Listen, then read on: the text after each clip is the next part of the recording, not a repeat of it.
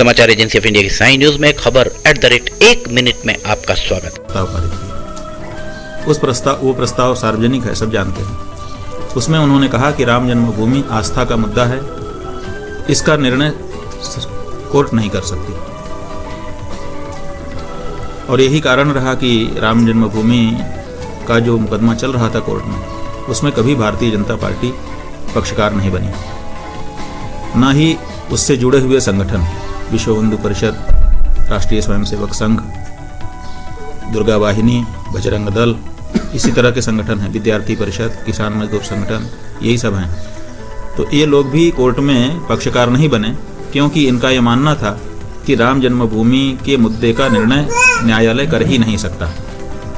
ठीक है ना। तो ऐसी स्थिति में पैरवी इन्होंने की नहीं, ये लोग सड़क पे हल्ला मचाते रहे। और सड़क पे हल्ला मचाने का परिणाम क्या हुआ कि अंततः निर्णय कोर्ट से हुआ।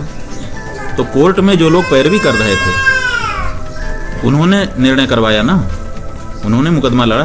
तो जब मुकदमे में विजय हासिल हो गई, तब फिर यही आ गए कि हम रहेंगे। और इन्होंने जिन लोगों ने न्यायालय में पक्षकार बनकर के मुकदमा जीता, उनको एक तरफ कर दिया। यही नहीं, सनातन धर्म के जो सर्वोच्च आचार्य हैं, चाहे वो चारों शंकराचार्य हों, चाहे पांचों वैष्णवाचार्य हों, चाहे 13 अखाड़ों के प्रमुख हों, इनको भी एक तरफ कर दिया। और ट्रस्ट बना करके किसको बनाया? भाजपा के आदमी को बनाया, राष्ट्रीय स्वयंसेवक संघ के आदमी को बनाया, विश्व हिंदू परिषद के लोगों को बनाया। और वो वहां पर जाकर के भगवान को कह रहे हैं कि भगवान राम तो महापुरुष थे, भगवान थे ही नहीं। और इन्होंने कटआउट लगाया अभी प्रयाग में, उसमें दिखाया विवेकानंद, डॉक्टर अंबेडकर और श्री रामचंद्र, 3 कटआउट एक साथ लगाए और उनके नीचे यह नाम रखा, डॉक्टर भीमराव अंबेडकर, स्वामी विवेकानंद और श्री रामचंद्र। तो क्या अंबेडकर और विवेकानंद के समान श्री राम हैं?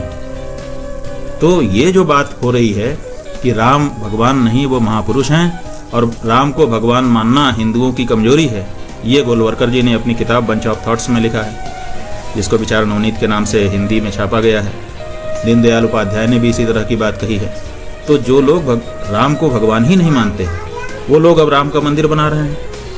वो कैसे बनाएंगे? क्योंकि वो भगवान मानते ही नहीं। इसका मतलब वहाँ पर अगर कुछ ढांचा बना और ढांचा बनने के बाद वहाँ पर कोई मूर्ति लगी, तो वो स्मारक होगी, वो पुतला होगा, वो भगवान राम का विग्रह नहीं होगा, जिसकी हम देवता के रूप में आराधना उपासना करते हैं। तो सनातन धर्मी तो ठगा ही गया। इसलिए जीत करके भी हम हार गए, ऐसा महसूस हम लोगों को हो रहा है।